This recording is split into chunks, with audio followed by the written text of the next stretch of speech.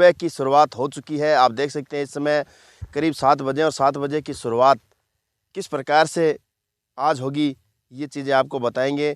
जिस प्रकार से सुबह की शुरुआत हुई, वैसे अनूपगढ़ की जनता के लिए भी शुरुआत जो इस बार विधानसभा चुनाव में हुई है वो भी बड़ी शानदार हुई है।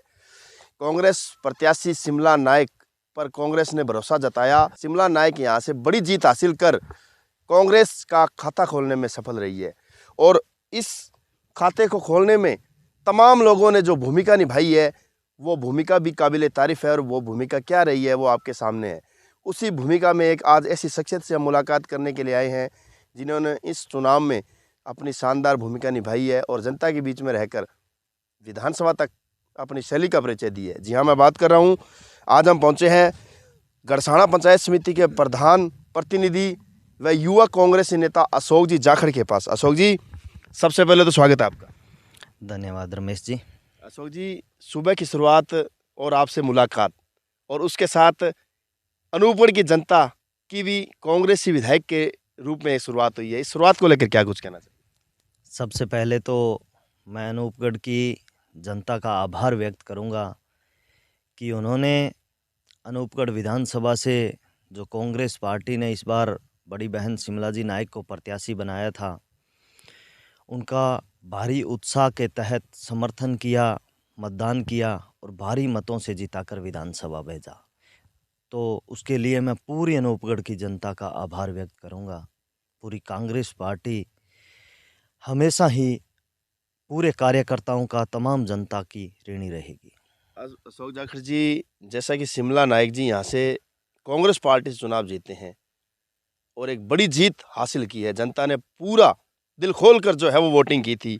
अब बात करेंगे तो इसमें आपकी क्या भूमिका रही, एक प्रधान होने के नाते, एक युवा कांग्रेसी नेता होने के नाते क्या कुछ प्लानिंग की गई, किस प्रकार से आपकी कार्यशैली रही?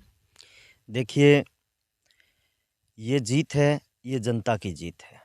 हमारा तो कर्तव्य बनता है कि आज से 2 वर्ष पूर्व मेरे पिताजी स्वर्गीय सुभाष जी जाखड़ ने जो पिछले 20 वर्षों में जनता की सेवा की थी, उसे देखते हुए जनता ने हमें, मेरे परिवार को एक बड़ा आशीर्वाद दिया और प्रधान की कुर्सी पर बैठाया। जनता ने मेरे पिताजी के नाम को जिंदा रखने का काम किया, तो मैंने भी कहीं ना कहीं प्रयास किया कि जिस जनता ने हमें कुर्सी पर बिठाया है उस जनता के मान और सम्मान में कहीं कमी ना आए, और हमने प्रयास किया कि जो भी कार्य मेरे से हो सके वो कार्य मैंने करने का प्रयास किया।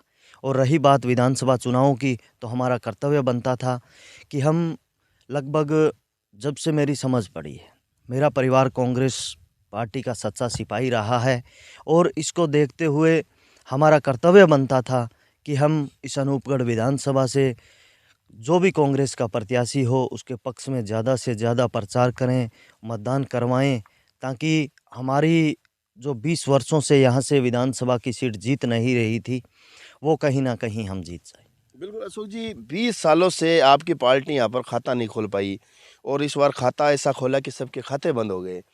क्या ऐसे कारण रहे कि मतलब जनता ने जो है वो दिल खोल कर प्यार दिया, किस प्रकार की रणनीति की गई इस बार चुनाव में? देखिए, राजस्थान में कांग्रेस पार्टी की सरकार रही थी और पिछले 5 वर्षों में माननीय अशोक गहलोत जी ने जो जन कल्याणकारी योजनाएं लागू की और हमारे इस क्षेत्र की जो सबसे बड़ी मांग थी कि हमारा अनूपगढ़ जिला बने, माननीय अशोक गहलोत जी ने अनूपगढ़ को जिला बनाकर इस क्षेत्र को बड़ी सौगात दी। उसे देखते हुए जनता में भारी उत्साह था कांग्रेस पार्टी के प्रति, और कहीं ना कहीं जनता की भावना को देखते हुए कांग्रेस पार्टी ने शिमला जी नायक को यहाँ से उम्मीदवार बनाया और उसी उत्साह को बरकरार रखते हुए जनता ने बड़े भारी मतों से यहाँ से शिमला जी नायक को जिताकर विधानसभा भेजा है। अच्छा अशोक जी, आपने कहा कि जिले की बड़ी सौगात, जिसको जनता ने जो उस सौगात को चुकता किया है और उसका श्रेय जो कहीं न कहीं जनता ने दिया है, लेकिन जिले जैसी योजना या चिरंजीवी जैसी योजना या जो आपने कहा भी जन कल्याणकारी योजना, इसका असर राजस्थान में देखने को नहीं मिला, इसका क्या कारण मानते हैं? देखिए, हर क्षेत्र की अलग अलग सोच होती है। मैं तो अनूपगढ़ विधानसभा की बात करूंगा कि अनूपगढ़ विधानसभा में चाहे वो जिले की सौगात हो, चाहे वो जन कल्याणकारी योजनाओं की बात हो, तो बिल्कुल कांग्रेस पार्टी पिछले 20 वर्षों से यहाँ से हार रही थी, लेकिन उन जन कल्याणकारी योजनाओं की और जो ज़िले की सौगात थी उसी को देखते हुए हमारी अनूपगढ़ विधानसभा से एक बड़ी भारी मतों से यहाँ से जीती है। नहीं, वो तो मैं समझ गया। मतलब राजस्थान में इस प्रकार के परिणाम जो मेरे ख्याल से सोचा नहीं था, अभी राजस्थान में कांग्रेस इस प्रकार से हारेगी, 69 सीटों पर कांग्रेस पिछड़ जाएगी, इसका क्या कारण है? आपके अगर पड़ोसी विधानसभा की बात करें, जैसे खाजूवाड़ा है, सादुल शहर है, गंगानगर है, ये सीटें जो है, मतलब इन सीटों को देखते हुए इस प्रकार किस प्रकार के मतलब आंकड़े बताए जाते? देखिए, पिछले 5 वर्षों में विकास की पूरे राजस्थान में कहीं कोई कमी नहीं रही, और पूरे राजस्थान की बात करें तो कहीं भी कांग्रेस पार्टी का विरोध नहीं फिर रहा। किसका विरोध हुआ है तो? देखो, अगर व्यक्तिगत विरोध हो सकता है कि किसी उम्मीदवार का व्यक्तिगत विरोध की वजह से अगर वो हारा है, तो मैं कह नहीं सकता। तो व्यक्तिगत विरोध तो सर्वे हुए थे, क्या पता नहीं था पार्टी को? पहले से फीडबैक लिया, सर्वे लिया, मतलब आप कहना क्या चाहते हो कि टिकट वितरण सही नहीं हुआ? देखिए, हर प्रकार की चीज़ें देखी जाती है, इसमें सर्वे भी देखा जाता है, और जो व्यक्ति है पिछले 20 वर्षों से 25 वर्षों से कांग्रेस पार्टी से जुड़ा हुआ है, उसके व्यक्तित्व को भी देखा जाता है। तो आपको लगता है अभी जो सीटें कांग्रेस की हारी है, जैसे खाजूवाड़ा है, सादुलसर, गंगानगर है, इनका व्यक्तित्व सही नहीं था क्या? नहीं, ऐसा नहीं है। मेरी पड़ोसी विधानसभा है, गोविंद राम जी ने भरपूर काम करवाए, लेकिन अब ये नहीं कह सकते कि जनता ने क्या सोचकर मतदान किया है, क्योंकि खाजूवाड़ा विधानसभा में जितना विकास के कार्य हुए, शायद वो दूसरी विधानसभाओं में नहीं हुए।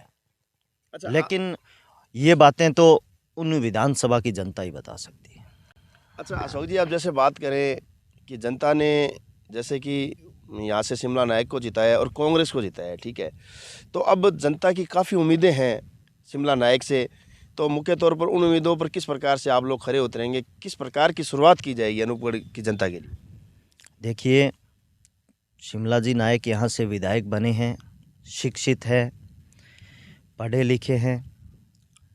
हमारा प्राथमिकता ये रहेगी, अगर राजस्थान में कांग्रेस पार्टी की सरकार आती तो हम जो वादे हमने जनता से किए बिल्कुल वो भरपूर पूरे करवाते।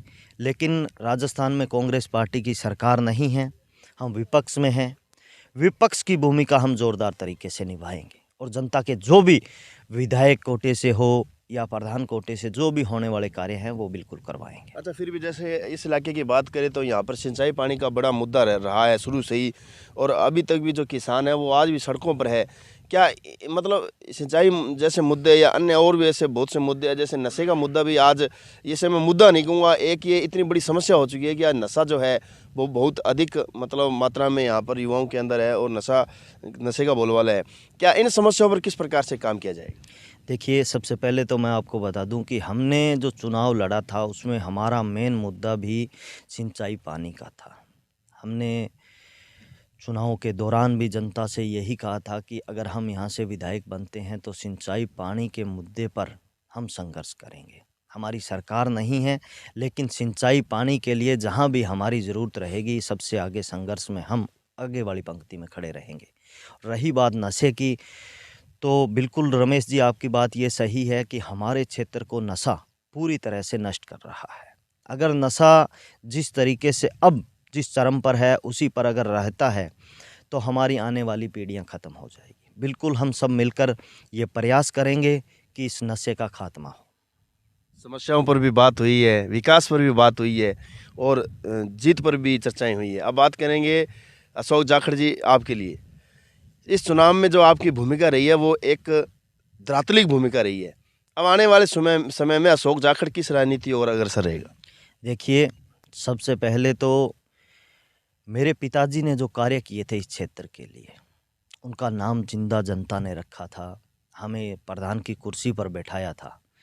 तो मेरा यही टारगेट है कि उनका नाम, जो जनता ने उनका नाम जिंदा रखा, उस नाम को मैं जिंदा रखूं। जनता के मान सम्मान में कहीं कोई कमी ना आए, मेरे लायक कोई भी कार्य हो। मैंने पिछले 2 वर्ष से बड़ी ईमानदारी से कार्य किए हैं और आगे भी मैं कार्य करते रहूँगा। बिल्कुल अशोक जी, आपके पिताश्री जी का जो मतलब कार्यकाल रहा और उनकी जो इस इलाके के लिए समर्पित भाव रहे, उनको जनता ने लौटाया है, और वो लौटाया आपके परिवार में प्रधान पद देकर। वह इसके साथ ही इस बार विधानसभा चुनाव में जहाँ जहाँ आप गए, लोगों ने आपके ऊपर भरोसा जताया और वोटिंग भी की।